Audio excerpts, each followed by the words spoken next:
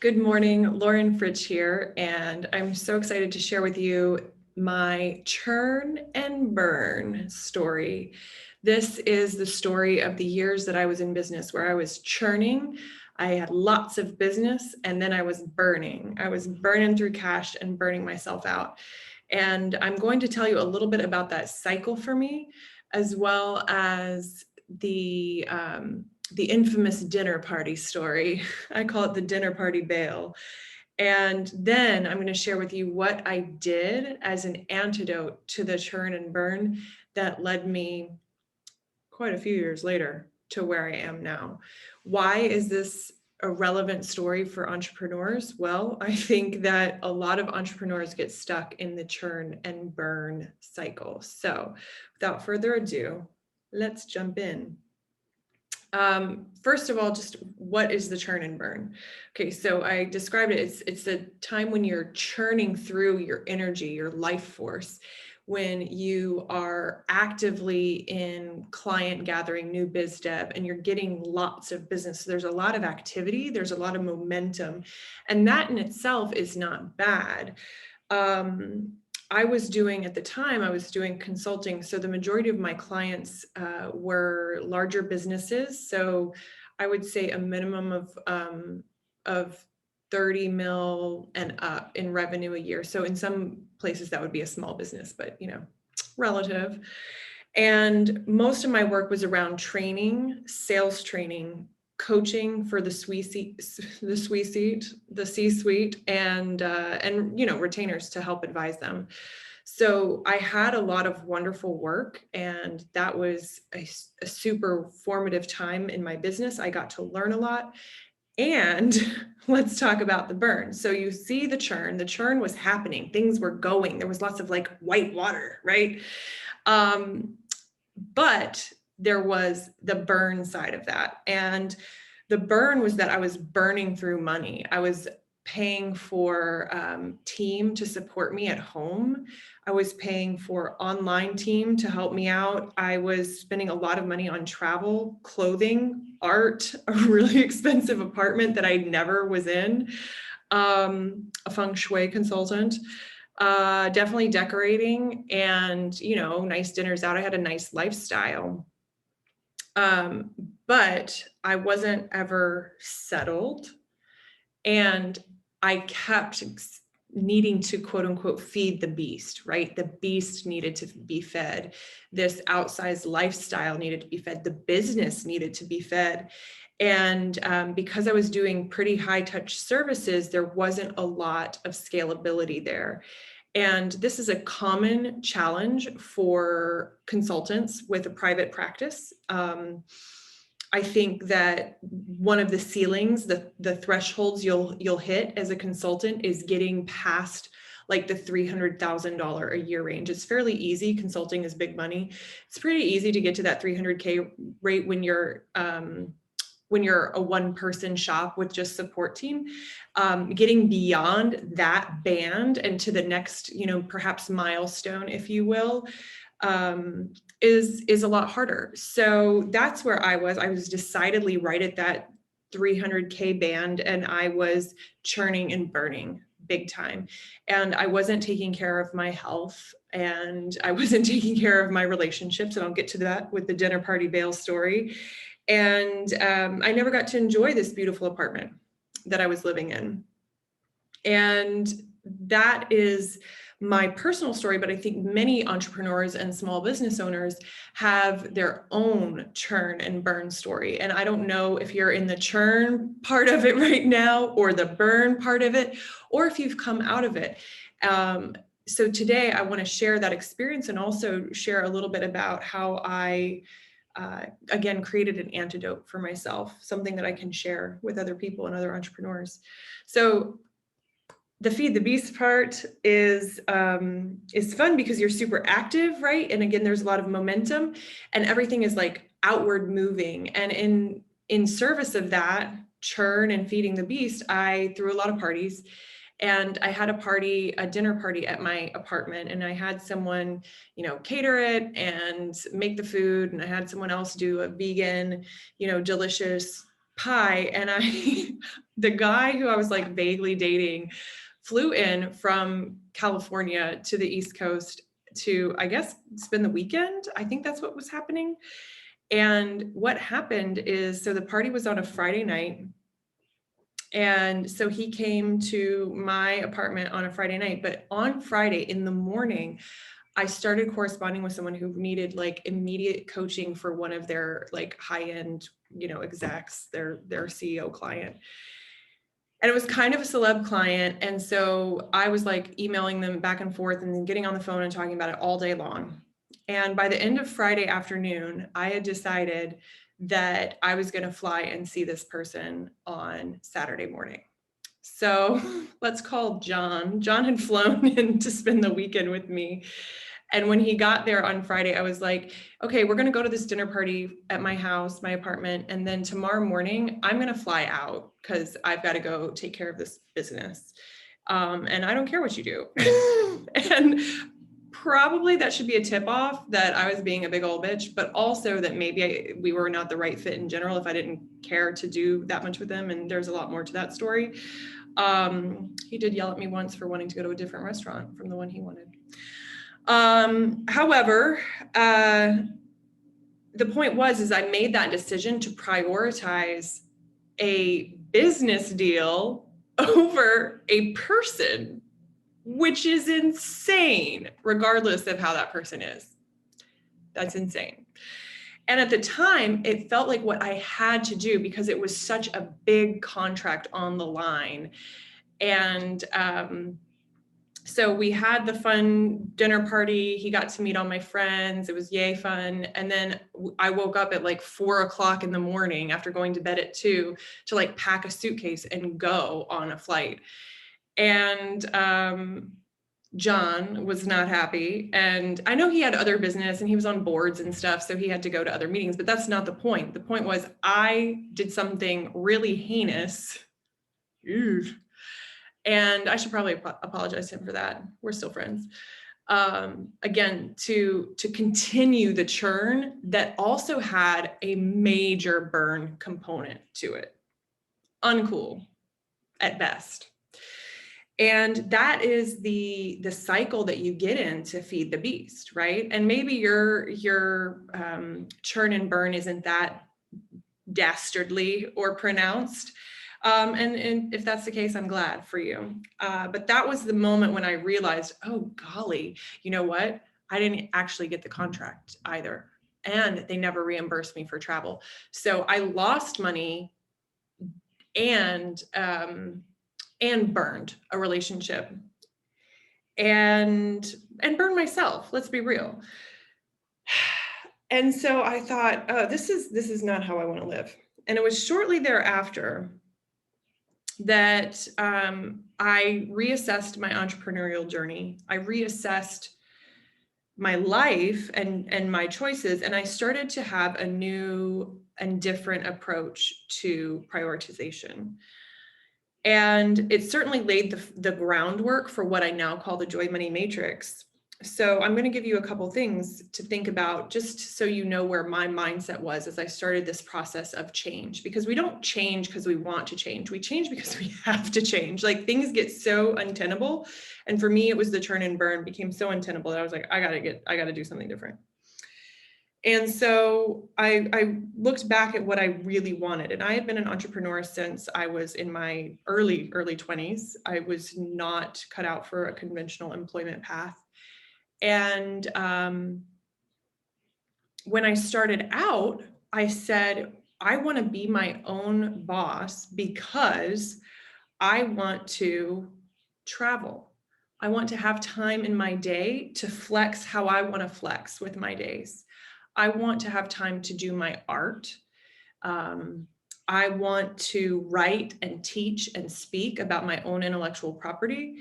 And I would like to spend time abroad, not just like go away and come back, but I want to actually live abroad. That's what I said when I started out on my journey.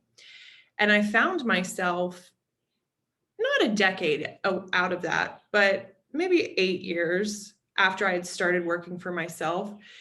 And I was like, I'm chained to an expensive apartment. I'm spending gobs of money on maintaining my life here while I'm out like doing work. And I've made enough money over the past several years that if I had not burned a lot of it in my business, in the churn and burn, then I would have had enough money to go live abroad and not work at all for like 5 years, maybe even 10, depending on where I settled. And it was such a gut check. It was such a reality check to say, here's why I got into running my own business.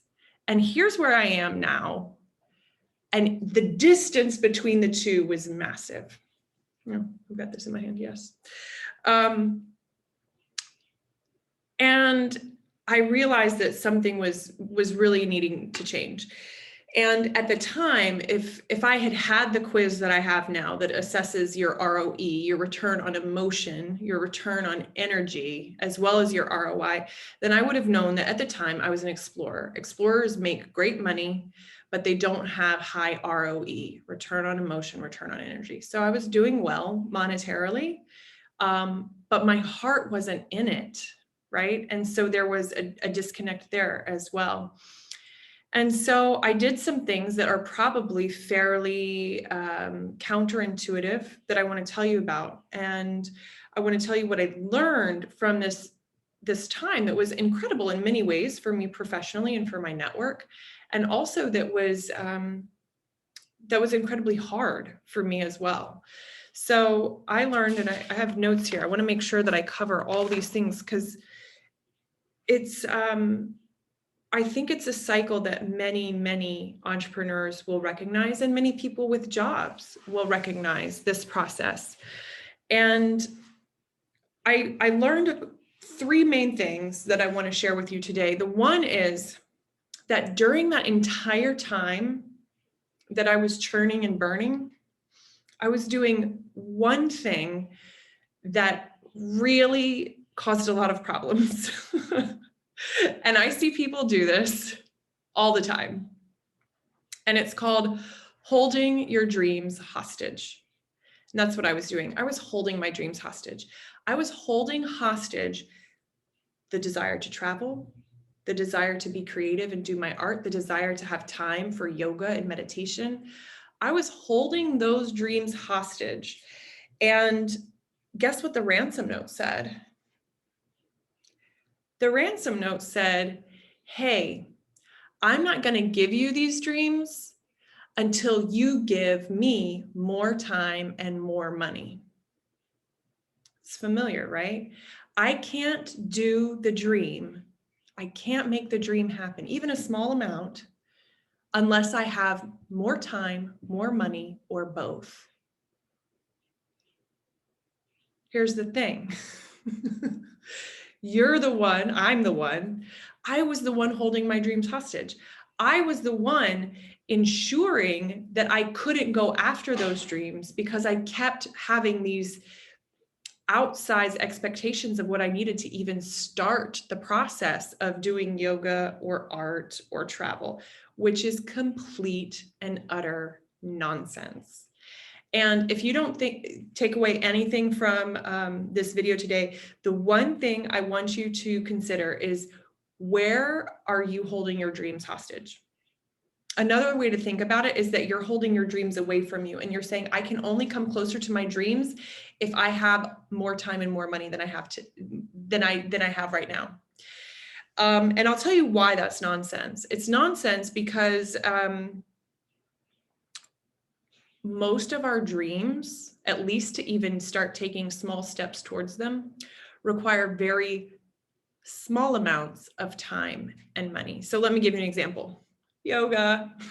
I was like, oh, I want to do some yoga in my life, but I'm stuck in the churn and burn. And I think, oh, I need more money maybe to go to a retreat, or I need more time. Like I have no time to do some yoga. Guess what it takes to do yoga? $0. $0. You don't need fancy yoga pants that cost $109. It takes $0. You don't even need a mat. And you can do it in 5 minutes. Seriously. You can even do it in your chair, right? And so when I started realizing that I had been holding my dreams hostage to this ransom note of more time, we demand more time, we demand more money, I realized how false it was, how easily I could satisfy those requests, right? Just by literally giving a few minutes each day to a dream.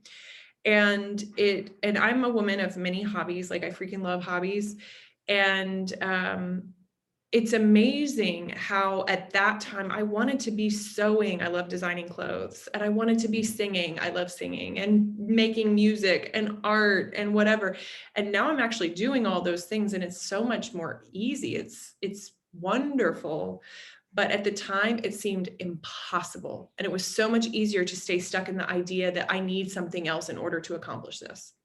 So don't continue to hold your dreams hostage, please. Please, please, please. Satisfy the ransom note. You usually need, analyze whether it's true. Do you actually need any money? How much time do you actually need? And everybody, no matter what's going on, no matter how many people you've got to care for in your household, no matter COVID, no matter what your job status is, no matter the hardship, you have at least a minute to 5 minutes a day to work towards something. And if you're feeling struggle in another way, there's something else going on besides that you're holding the dream hostage and you need more time or money, then I very gently invite you to check out my Facebook page. It's just under my name, Lauren Fritsch, because I have a lot of other considerations related to a ritual and reward entire system that helps people gently get out of the procrastination. And there are always really, really, really good reasons that we procrastinate on things. But I don't want you to feel like I'm over here being like, you need to just do it, because sometimes that's not available to everyone for a lot of different reasons. So please, if you're feeling that's you right now and you're like, I can't even resource 5 minutes, then please go to my Facebook page and check out some of the videos. They're pretty long. They're from last summer and they're about ritual and reward. Specifically, check out the video on readiness. Okay. Now, if you're like, okay, got it, holding hostage. Okay, I'm going to stop doing that. Number 2, here's what I learned. I would love for you to remember this one too. But it's that I realized I had to put some of the things first in my life that had been relegated to last. And look, that's a concept we see in a lot of different places, like eat the frog, which is like do your hardest task first, or it's helpful in some productivity places. But what I really mean was that I started to prioritize how I was feeling and let that guide my days. And what I ended up doing was doing a workout in the morning, which sure, do or don't do, but for me, it was really generative. Do a workout. I then had a delicious and very sensory experience next in the form of a cafe breakfast. And it was in a beautiful space, and I was eating like exactly what I wanted, a brioche for the record with bun maman, jam, and a lot of butter. It was super awesome, and some jasmine tea. And I had already adorned myself with some clothes that felt super good and awesome and jazzy. And then I would sit and I would write, and I would write with no particular agenda. I would just write. And over the course of about, I would say 6 weeks, I wrote about 50,000 words.